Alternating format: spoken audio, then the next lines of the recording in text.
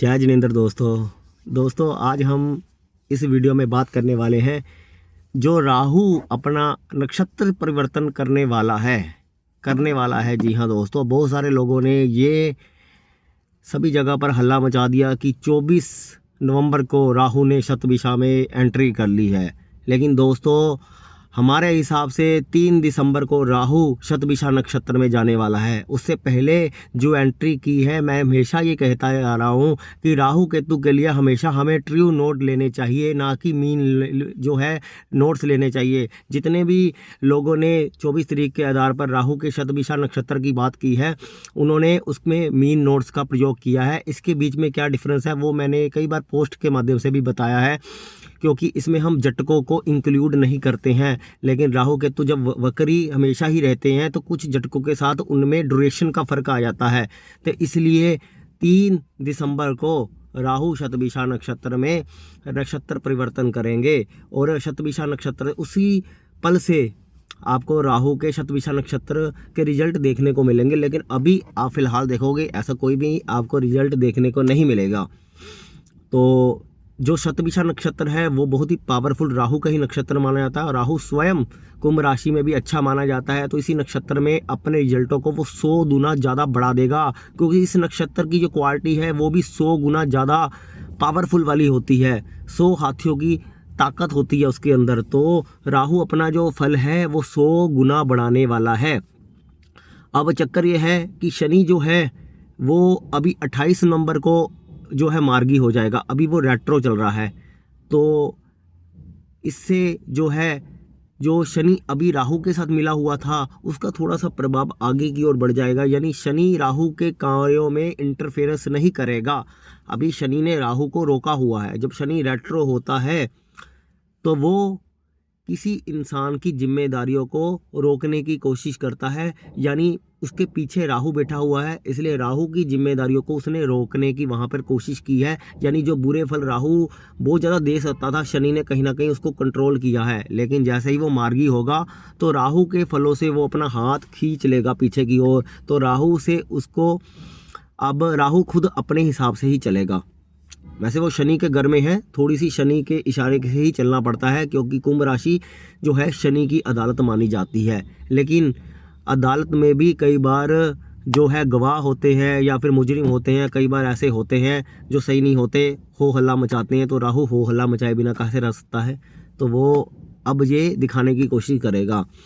तो हमें क्या क्या चीज़ें देखने को मिलेगी उस चीज़ को हम डिस्कस करते हैं। पहली बात तो यही है कि जो शतभिषा नक्षत्र में राहु है, हर लगन वालों के लिए तो अलग अलग रहेगा। हम लगन की बात नहीं करेंगे, हम देश दुनिया की ही बात कर लेते हैं कि यहाँ पर जो है किस हद तक जो है पाप बढ़ सकता है या अच्छाई बढ़ सकती है, या किस प्रकार से उसके रिजल्ट में क्या क्या वेरिएशन देखने को मिलेगी। तो दोस्तों सबसे पहले तो यही बात है कि राहु जो है इनोवेशन का भी बहुत बड़ा कारक माना जाता है, इन्वेंशन का भी कारक माना जाता है। आजकल जितने AI टूल्स यूज हो रहे हैं उसमें भी राहु की इन्वॉल्वमेंट है। तो जब शतभिषा नक्षत्र भी AI से सीधा जुड़ा हुआ है तो AI में कितनी अच्छी वृद्धि या कुछ और नई खोज के माध्यम से हमें कुछ और अच्छे पैरामीटर देखने को मिलेंगे, हम उसका यूज कर पाएंगे। AI के जो फिल्टर्स हैं हम उसको ज़्यादा यूज कर पाएंगे, क्योंकि शतभिषा नक्षत्र हमें कुछ नई चीज़ों से भी जोड़ने की कोशिश करेगा, कुछ नई ऐप से भी जोड़ सकता है।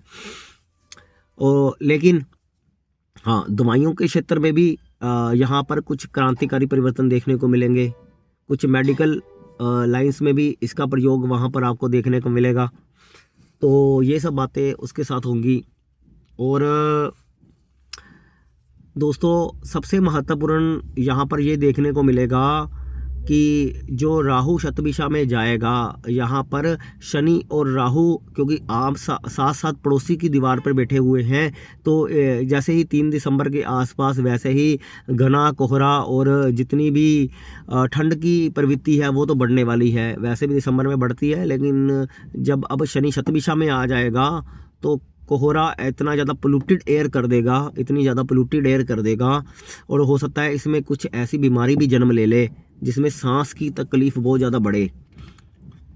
क्योंकि शनि जब पावरफुल हो जाता है तो वो शुभ कार्य करता नहीं है, वो कुछ ऐसी चीज़ें भी करेगा जिससे हम इंसानों का दम घुटे, तो वो दम घुटने वाली कोशिश करेगा, जिससे हमारा बृहस्पति कमज़ोर हो जाएगा, हमारा ऑक्सीजन लेवल कमज़ोर हो जाएगा। तो इन चीज़ों में वो अपनी मनमानी करने की कोशिश करेगा।